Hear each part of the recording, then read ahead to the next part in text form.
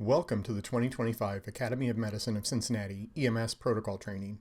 I'm Dr. Tom Charlton, co-chair of the Protocol Committee. This year represents the 50th year of the Academy providing these EMS protocols. I would like to thank everyone over the last 50 years for their contributions to this remarkable body of work. This year also represents the first time the tri-state area has one unified set of protocols that encompasses state-specific information. This means that all of the Greater Cincinnati agencies using these protocols will carry the same version. A special thanks to the subgroup that worked on bringing in Kentucky and Indiana changes to the protocol. As is typical of physician presentations, I have no disclosures to report. Our training today is broken into 4 sections: the state-specific changes, new protocols added, protocols that were removed, and finally, review of existing protocols with changes.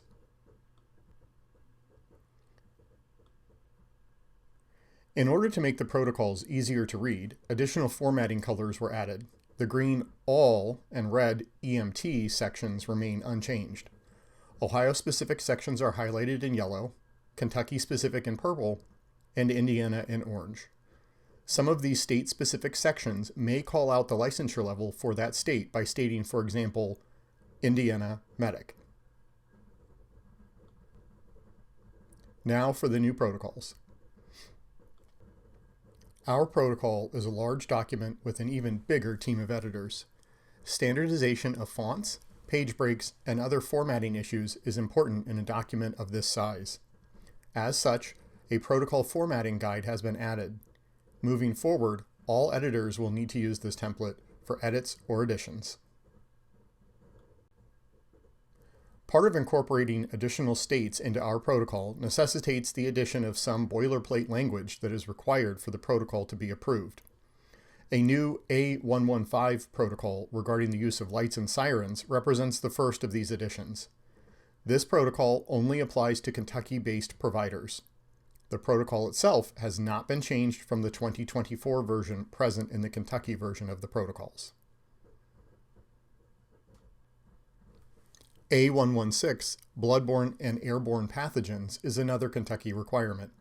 This technically only applies to Kentucky-based providers, however, it still contains useful information. There are no changes to the protocol from the 2024 version. P618, Safe Transportation by EMS, Pediatric, is another Kentucky requirement. This protocol only applies to Kentucky-based providers, but again contains useful information. The protocol spells out the general concepts of safer pediatric transportation options. Appendix K is the last Kentucky-specific protocol added. This protocol has standard helicopter scene response safety information. It only technically applies to Kentucky, however, these practices are nearly universal.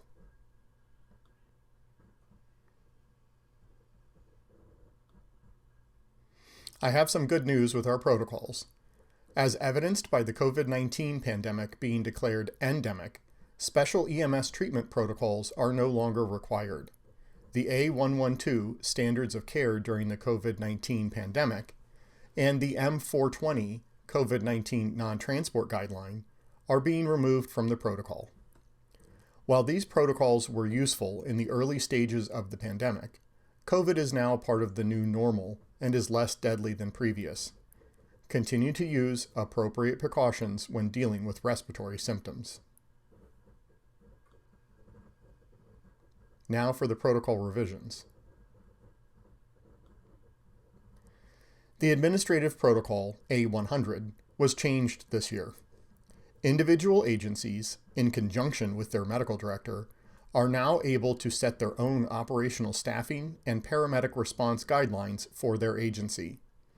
This modification does not reflect a change in the standard of care, but rather gives the agency and their medical director the flexibility to make decisions based on that agency. A105, Determination of Death, has had several changes. Previously, the protocol spelled out signs incompatible with life. This, however, is hard to conceptualize and can vary greatly from provider to provider. In order to clarify things, the wording has now been changed to, quote, the patient's body is unable to undergo resuscitative measures, unquote. Specific examples are included. It is important to err on the side of beginning a resuscitation and calling medical control than on withholding the resuscitation. A Kentucky-specific section was also added, without changes, from 2024. Reflecting the differing laws in our three states regarding do not resuscitate orders, the protocol is now segmented into a Kentucky and Ohio section. Indiana providers should follow the DNR orders for their state. A109 was also segmented into three sections to reflect the different scopes of practice and medications available to advanced EMTs. It is important that advanced EMTs know their scope of practice and which medications they are authorized to use. SB 202, symptom-based respiratory distress, only has one change. Methylprednisolone, also known as Solumedrol, dosing was lowered from 125 milligrams IV or orally to 60 milligrams IV or orally. Literature indicates similar outcomes between these two doses with fewer side effects at the lower dose. SB 204, cardiac arrest, only had two small changes. A reminder and link was added referring to the M412 hypothermia protocol. A reminder was also added that in adult submersion injuries, no changes to cardiac arrest management are indicated. The Trauma Patient Assessment Protocol, SB 210, now has a Kentucky-specific section. SB 215, refusal of treatment or transport, had minor grammatical corrections. C300 VFib VTAC was modified slightly. Rather than have specific energy requirements listed, the wording was changed to defibrillate adults at the, quote, maximum energy per defibrillator manufacturer's recommendation, unquote. Additionally, there is some evidence that vector change defibrillation may be helpful in refractory VFib. As such, after 3 unsuccessful defibrillation attempts, paramedics should consider changing their pad placement. M400, acute coronary syndrome, now calls out the consideration of preemptive defibrillation or pacer pad placement. In a large development, Ohio EMT basics are now permitted to administer albuterol nebulizers independent of patient assistance. As such, M403, asthma and COPD, was updated to reflect this change. As previously discussed, the methylprednisolone dosing was reduced. We now have a broadened ability to treat nausea and vomiting via M405. The ondansetron, Zofran, dosing was increased to a range of 4 to 8 milligrams. Promethazine, also known as Phenergan, was added to the treatments available. This medication may only be administered to adults and only via the deep intramuscular route. The dose is a range of 12.5 milligrams to 25 milligrams. There are case reports of significant tissue damage when IV promethazine was inadvertently given intraarterially. Our psychiatric and restraint protocols for both adult and pediatrics had similar changes made. All now reflect, quote, life-threatening agitation, unquote, a change from the previous severe agitation. Ohio-specific sections were broken out. Kentucky and Indiana combined sections that do not reference Ohio law were added. Our seizure protocol, M410, had a minor dosing change to midazolam. Previously, intranasal midazolam dosing was much lower. It has now been raised to a range of 5 to 10 milligrams intranasal every 10 minutes until either the seizure resolves or a maximum of 10 milligrams has been administered. In an effort to clarify the use of cyanocobalamin, also known as a cyanokit, the M411 Toxicological Emergencies Protocol was updated. The protocol now reflects an easier-to-dose, age-based approach to pediatric cyanokit administration. A reconstitution and dosing sheet was created. It's recommended to print this page of the protocol and store it with the cyanokit. The medical directors also want to draw your attention to pediatric dosing for another reason. If you have multiple pediatric patients and are able to get multiple doses out of one cyanokit, you should split the cyanokit amongst the doses. Do this using a sanitary technique to avoid cross-contamination. For example, if 2 children ages 3 to 7 need a cyanokit, but you only have one, you should reconstitute the one kit and use it on both children. The stroke protocol M414, specifically the CSTAT section itself, was updated.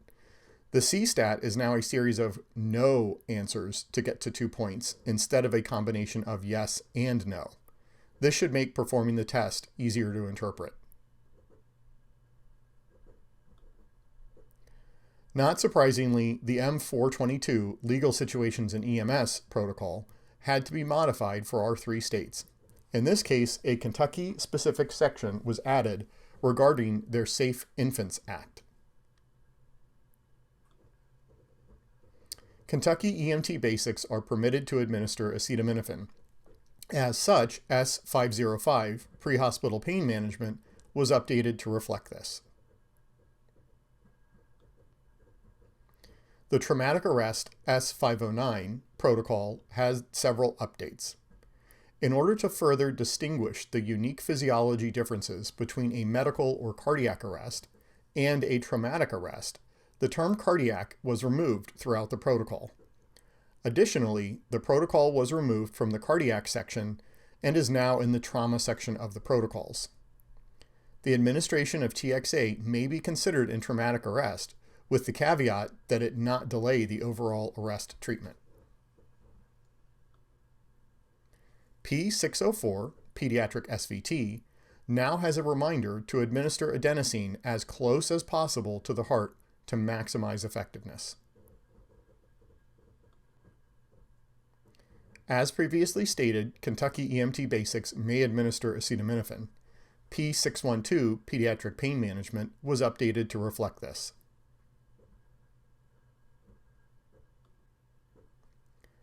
One transportation consideration was added to P616, pediatric submersion injury. Cincinnati Children's main campus has ECMO capabilities. Their Liberty campus does not.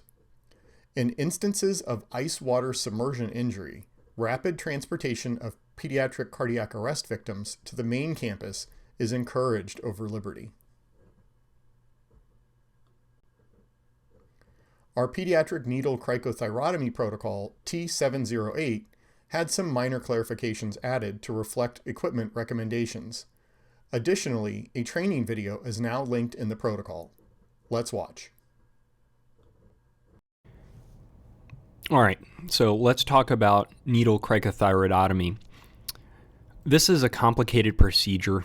It's mechanically and intuitively simple, but there's a lot of moving parts, and there's a lot of conditions. There are a lot of moving parts and a lot of conditions with respect to a lot of things that we do, but we don't do this often. As a matter of fact, we do this very, very, very rarely, hence the anxiety that surrounds a procedure and why it is difficult to really keep these numbers in our head. I'm going to do my best to present you with a kit and present you with an algorithm for using the parts within the kit to perform the procedure and be successful doing so with little experience. The first image that you see is a close-up shot of the kit that we've created. This is a vacuum sealed kit, and it is sealed as such so that we are positive that the materials within are protected and that they are all there. The placard on the kit itself lists all of the materials in the kit, and it lists the name of the kit. If you are going to oxygenate someone that is less than 5 years old, you'll also need a bag. If you are going to oxygenate and ventilate someone that is older than 5, then you'll need some positive pressure delivery system. In our kit, I've built a transtracheal jet ventilator analog that will provide oxygenation and perhaps also some ventilation. This is a picture of the kit itself. As you can see, I'm opening the kit here by simply tearing down the side as you would with any of our other pre-made kits. This is the placard itself. You can take a second to study the placard if you wish, as it has all of the listed materials on it. It also has who put the kit together. It has the date that the kit was put together and the expiration date. Within the kit, we have several items. First is a Chlorhex swab for cleaning. We have sterile gloves for your use.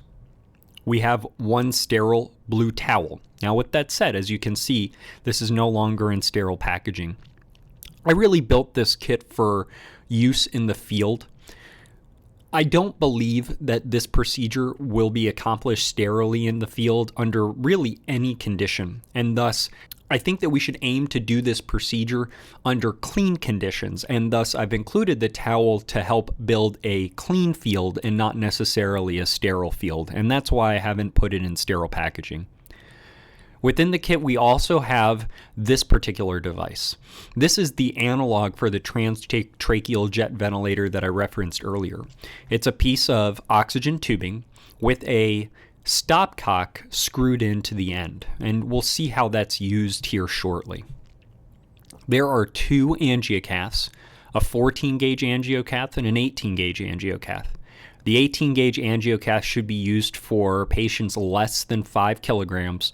All other patients should have the 14-gauge angiocath used. Of note, these are older style angiocaths that don't have any kind of locking mechanism, and that is very important. There is a saline flush, and there is another device. This device I call the jumper. As I referenced earlier, for patients less than 5 years old, we're not going to use a transtracheal jet ventilator, but rather hook up a bag valve mask to the system. This is because smaller patients can be harmed by those high pressures. This is simply a way of connecting the angiocath that will serve as our conduit into the airway to that bag in a flexible type of conformation so that it doesn't apply too much traction to it and cause kinking. This is that blue towel that I included to make a clean field. You can see me doing that here. I'm taking out our 14-gauge angiocath and putting it onto the field. I'm taking the jumper and putting it on the field. I'm taking the saline flush and putting it on the field. And I'm taking our jet ventilator, quote unquote, and putting it on the field. I'm opening up sterile gloves, and I'm opening up our Chlorhex swab for cleaning. These are the rudimentary materials that you will need. I have not opened up an 18-gauge angiocath. If this were a patient that was less than 5 kilos, I would open up that. So let's narrate some of the steps of actually doing the procedure. First, I would take the Chlorhex swab and clean. Then I would apply sterile gloves. Then I would prepare the angiocath for use. Our angiocaths have this small plastic piece that's on the back of it that need to be removed, as you can see me doing here. I'm attaching the angiocath to our saline flush. I'm locating the anatomy now. I think for this procedure, it's easier to stand on the patient's left. I've located the cricothyroid membrane. I'm going to puncture the cricothyroid membrane as is shown. I'm going to take care to make sure that I'm pointing inferiorly and not superiorly so as not to traumatize the vocal cords. I'm going to advance slowly while applying suction force to the plunger, just like if I were doing a central line. The reason for doing this is that as you advance, once you hit the airway, you can start to appreciate bubbles coming into the saline solution. As soon as those bubbles are apparent, then you stabilize the system with rigor and force. At that point, you can take the angiocath and slide it into place using standard technique. After you have taken the needle and the syringe out of the angiocath, take the needle off of the syringe and then reapply the syringe to the angiocath that is living in the patient's airway. Then reapply suction force to make sure that bubbles are still coming from the angiocath itself. There are several reports of going through the airway when this procedure is done, and there are several reports of the catheter being kinked or lodged in the mucosa. By reconfirming after you've taken the metal out of the angiocath that you still have bubbles, that really gives you some security that you're in the right spot. The next step will be to choose whichever oxygen delivery method is appropriate for the patient. If the patient is less than 5 years old, pick the jumper that I mentioned earlier and screw it onto the angiocath. You can ventilate using a bag valve mask through the jumper and then through the angiocath itself. Make sure to take care to disable the pop-off valve on the bag, as you are going to need high pressures to actually give breaths through this small tube. If the patient's older than 5 years old, you use some type of jet delivery device. You can either use the one that I've included in the kit, which you see me extending here, or you can use that commercially available one that we showed earlier. The reason why I like the one that we have built is that it is one-time use and it has no mechanical parts that require service or maintenance. To use this particular device, hook it up directly to wall oxygen and hook up the end of the stopcock that has the lure fitting directly to the angiocath. Turn the oxygen on to 1 liter per minute per year of life. And by that I mean, if you have a 7-year-old patient, put it on 7 liters per minute. If you have a 12-year-old patient, put it on 12 liters per minute. I would go up to 15 liters per minute max for any adult patient. To actually deliver breaths, simply cover up the open orifice. To allow for passive exhalation, take your finger off of the orifice. Now, it is important to note that during this particular procedure, there will be no ventilation through our system. All of the ventilation will be passive from lung recoil and chest wall recoil. If the patient has complete and total upper airway obstruction, you need to take care to make sure that you are not overinflating the patient's thorax and causing barotrauma. Now let's discuss using the commercially available jet ventilator. This hooks up directly to some oxygen source, not through a regulator, but rather just to full pressure. This goes to a regulator within the device where you can dial in PSI. For ages 5 to 12, use 25 PSI, and for ages 12 and older, use 50 PSI. After you have hooked up the jet ventilator to the angiocath, you can depress the button that exists within the system to actually deliver breaths and let off of the button to allow for passive recoil. Now let's be very clear. If you're using the commercially available jet ventilator, you will be working with very high PSI. The jet ventilator analog that I built is a higher pressure system than using the bag. However, the PSIs do not approach that of the commercially available system.